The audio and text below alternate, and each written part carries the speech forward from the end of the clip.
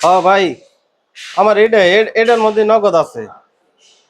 হ্যাঁ, তাহলে নগদে পাঠাই দিতে পারবেন। হ্যাঁ, আমার বিকাশ নাই, নগদ আছে, নগদ। হ্যাঁ, ও আপনারটা কি কি নাম্বার? তাহলে 700, যে নাম্বারে 700 টাকা পাঠামু, ওটা আপনারটা বিকাশ না? বিকাশে ধন লাগবো।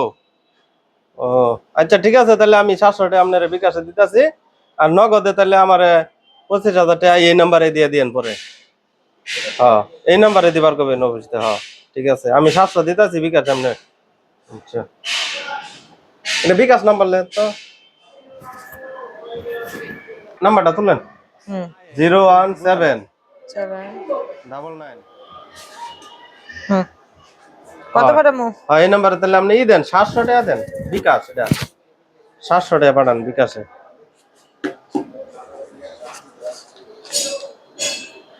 ও 700 টাকা পাঠান।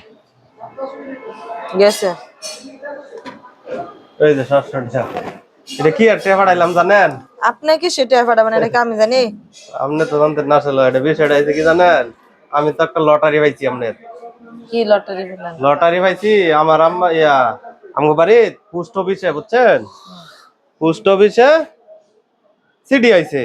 সিডির মধ্যে লেখা আছে আমি 25,000 টাকা দামের একটা মোবাইল পাইছি, বুঝছেন? আর 2 কেজি খেজুরের গুড় দিব, আর দিব একটা কম্বল, শীতের কম্বল, বুঝছেন? পোস্ট অফিসের মাধ্যমে আমার পাঠাইছে। মানে এই লেগে যে কইলো 700 টাকা বলে রেজিস্ট্রেশন খরচ লাগবো, এই লেগে 700 টাকা পাঠাইলাম। যাক, জীবনে একটা পুরস্কার পাইলাম। আমি তো জীবনে কোনোদিন লটারি মটারি কোনো কিছু পাই নাই। 700 টাকা পাইলাম। 25,000 টাকা। আর মোবাইল কিনতাম না তো, মোবাইলের বদলে আমি টিয়া চাইছি, টিয়া দিয়ে দিব।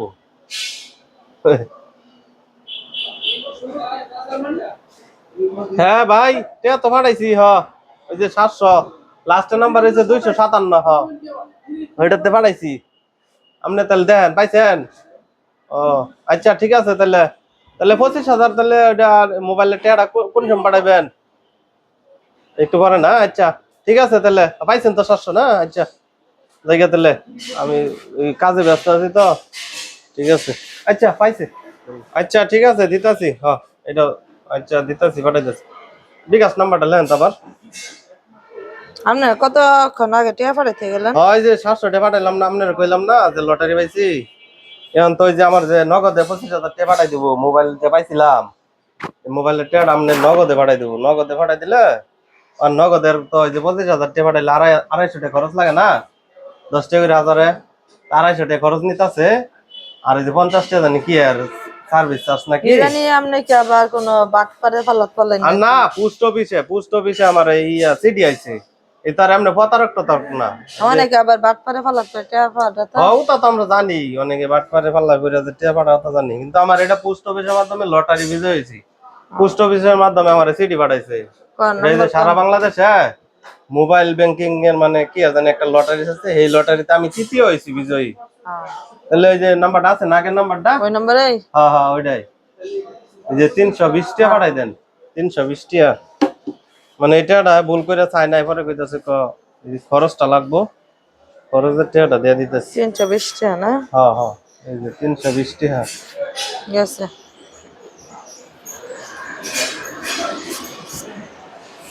দেখেন আবার প্রতারক ফালাত পড়ছেন নাকি? না, আমরা চালাক মানুষ, আমরা প্রতারকের পাল্লাই পড়বো নাকি? অনেকে আছে এরকম ফালাত পড়ে ওই পরে। তা প্রতারকের পাল্লাই যারা পরে ওরা তো মনে করেন 10,000 20,000 করে টাকা পায়। আমার এনতে টাকা নিছে 700 টাকা রেজিস্ট্রেশন ফি, আর নিল হয় যে 320 টাকা এটা খরচের। আর আমার তো সিডি দিছে পোস্ট অফিসের মাধ্যমে। আমার লগে তো আর প্রতারণা করবো না, বুঝেন না? আচ্ছা টাকা পেলে আমার একটু জানাইছেন যা ও পাইছেন। আচ্ছা, পাইলে আপনার জানা মনে। ঠিক আছে, আচ্ছা, দেই। হ্যালো ভাই, 320 টাকা পাইছেন না?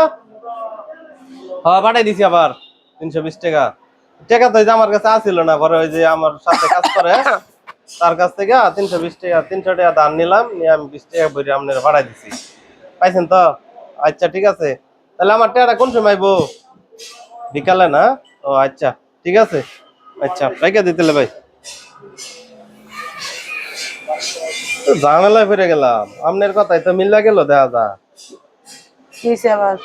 যে কালকা সকালে টাকা পাঠাইলাম না আপনার কাছ থেকে 2 বার, প্রথম 700, পরে 320।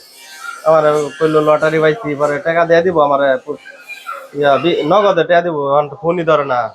পরে কালকা বিকালে কথা কইছি, আপনার কইতাছে একটু ঝামেলা হয়েছে, কি জানি অফিসে ঝামেলা হয়েছে। পরে আবার আমার কাছে একটা এমবি কার্ড চাইলো, মানে কইতাছে আমার কাছে তো এমবি টেমবি নাই, তাহলে আপনি একটা এমবি কার্ড বইছে নাম্বারটা দেন। আমার কাছে আর নাম্বার চাইতেছে এমবি কার্ড, পরে আমি আর দিছি না। আমি বলছি, না আমার কাছে টাকা নাই, তখন তো ফোনই ধরতেছে না। রাস্তার নাম তো আগে কইছিলাম যে বাটপার কইছেন তো আসলে, আপনার কথাটা তো মানলে ভালো হইতো। দোকানে কেমনে কি করি, যে মনে করেন যে পোস্ট অফিসের মাধ্যমে আমার চিঠি দিছে, আমি তো এমনি কোনো প্রতারক মনে বুঝতে পারি নাই।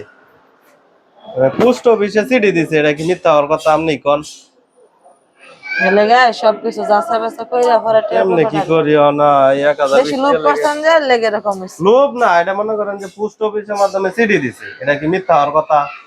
1 কেজি 2 কেজি খেজুরের গুড় পাইমু, একটা কম্বল আর একটা মোবাইল জিতছি 25,000 টাকা দামের পোস্ট অফিসে। পরে আমার আম্মা যায় চিঠি আনতে তুললা, যে আমরা লটারি কার্ড নাই, তাহলে পোস্ট অফিস থেকে কিভাবে কইলো যে যে মোবাইলের, সারা বাংলাদেশে মোবাইল ব্যাংকিং এর লটারি।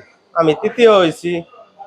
আসসালামু আলাইকুম গাইস, আপনারা দেখছেন যে ভিডিওটা, আসলে এটা বাস্তব ঘটনা অবলম্বনে একটা ভিডিও। তো গতকালকে আমার দোকান থেকে পরিচিত এক লোক 700 টাকা বিকাশের মাধ্যমে পাঠানোর পরে আমি একটু বুঝতে পারছি, তার কথাবার্তার ভাবভঙ্গি দেখে বুঝতে পারছি যে সে মনে হয় কোনো প্রতারকের পাল্লায় পড়ছে। তারপরে আমি আর কিছু জিজ্ঞাসা নাই, কিন্তু পরবর্তীতে যখন 320 টাকা আবার পাঠাইতে আসে, তখন আমি তাকে জিজ্ঞাইলাম যে আপনি কি কোনো কিছু অনলাইনে অর্ডার করছেন বা অপরিচিত কাউকে টাকা দিতেছেন কিনা। পরিচিত যেহেতু আমি জিজ্ঞাইছি, ওই হিসাবে জিজ্ঞানি পরে সে বলতেছে যে তার বাড়িতে নাকি এলাকায় পোস্ট অফিসে একটা চিঠি আসছে, সেই চিঠিটা তার মা রিসিভ করছে। চিঠিটা যখন বাড়িতে নিয়ে আসছে, তখন দেখতে পাচ্ছে যে চিঠিতে লেখা আছে 25,000 টাকা দামের একটা মোবাইল জয়ী হয়েছে, এবং সাথে 2 কেজি খেজুরের গুড় থাকবে, আর হচ্ছে একটা শীতের কম্বল থাকবে, যে লটারিতে সে জয়ী হয়েছে। আসলে কিন্তু এগুলি হচ্ছে প্রতারকদের নতুন মানে প্রতারণার কৌশল। তো আমাদের সবাইকে সচেতন হতে হবে। যদি পোস্ট অফিসের মাধ্যমে যদি কোনো মানে এরকম চিঠি আসে বিজয়ী হওয়ার, তাতেও কিন্তু আমাদের পাত্তা দেওয়া যাবে না। তো আমাদের সবাইকে সচেতন থাকতে হবে প্রতারকদের হাত থেকে বাঁচার জন্য।